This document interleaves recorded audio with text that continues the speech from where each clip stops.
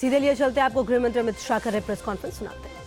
बहुत बड़ी चुनावी सफलता मिलती हुई दिखाई पड़ती है। इसके साथ साथ कर्नाटक, तेलंगाना, आंध्र, केरल और तमिलनाडु, इसमें से कर्नाटक, तमिलनाडु और केरल, ये 3 राज्यों में मतदान हो चुका है।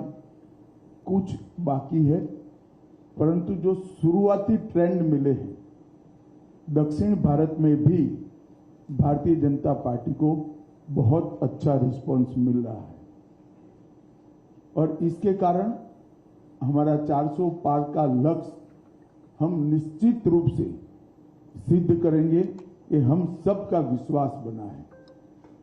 मित्रों, आप जैसे जानते हैं, कुछ दिन से कांग्रेस पार्टी ने हमारे 400 पार के लक्ष्य को ट्विस्ट करना शुरू किया है। उन्होंने एक प्रकार से 400 पार के लक्ष्य को संविधान बदलने के लिए ये लक्ष्य है और दूसरा एक अपप्रचार कर रहे हैं कि भारतीय जनता पार्टी 400 पार करने के बाद आरक्षण को समाप्त कर देगी। ये दोनों चीजें निराधार और तथ्यहीन है। भारतीय जनता पार्टी को पूर्ण बहुमत इस देश की जनता ने 2014 में भी दिया, 2019 में भी दिया।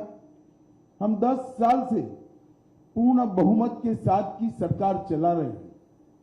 हमने पूर्ण बहुमत का उपयोग कांग्रेस की तरह इमरजेंसी डालकर लोकतंत्र का गला घोंटने में नहीं किया। इमरजेंसी डालने के लिए, लोकसभा का टर्म एक्सटेंड करने के लिए, संविधान बदल करने में नहीं किया।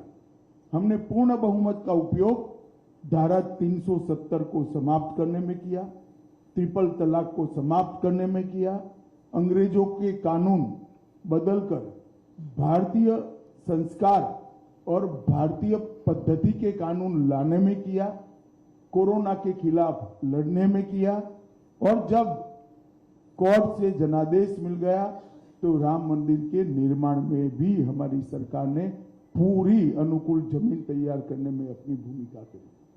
कांग्रेस पार्टी एक झूठ फैलाकर जनता के बीच में भ्रांति पैदा करना चाहती है।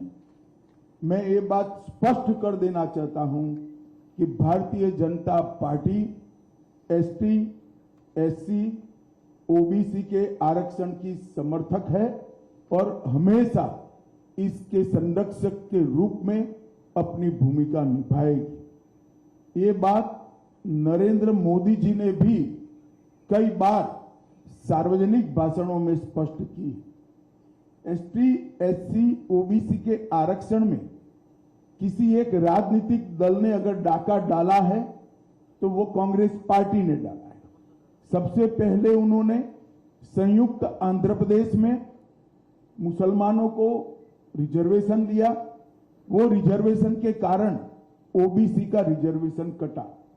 उसके बाद में कर्नाटक में रातों रात कोई सर्वे के करे बगैर, पिछड़ापन तय करे बगैर सारे मुसलमानों को ओबीसी कैटेगरी में डालकर उनके लिए 4% का कोटा रिजर्व कर दिया।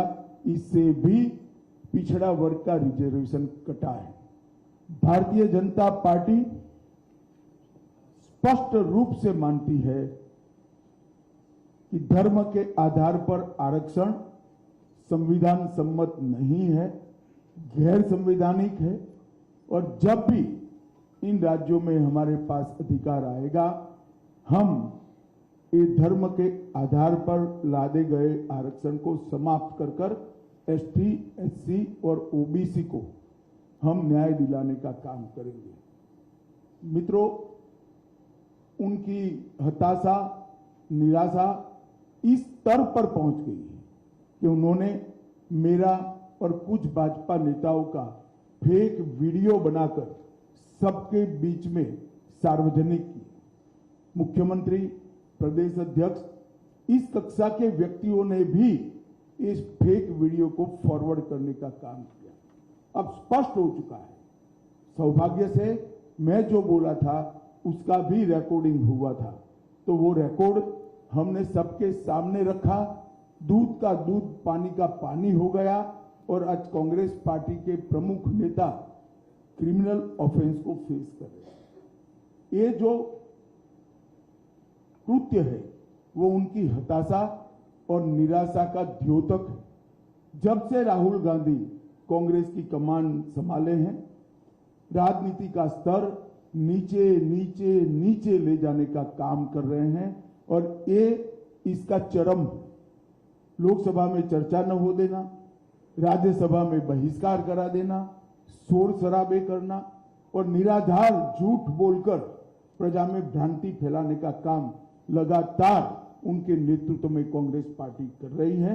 और मैं मानता हूं कि अब फेक वीडियो सर्कुलेट कर फर्जी टाइप का जन समर्थन प्राप्त करने का ये प्रयास ये बहुत निंदनीय है और भारतीय राजनीति में किसी प्रमुख दल के द्वारा कभी ऐसा नहीं किया गया।